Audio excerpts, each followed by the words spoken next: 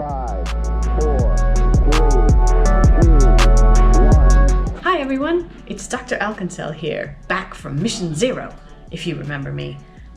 We've sent an ambassador out to you to help you with your final mission for this series. If you could, please raise your hand now to indicate who you are. For our final mission before liftoff, we'll be drawing inspiration from Benedetta Cappa, an Italian futurist artist. Futurism is a style of modern art. Benedetta drew her inspiration from a style called aero painting, which combined technology, movement, and light.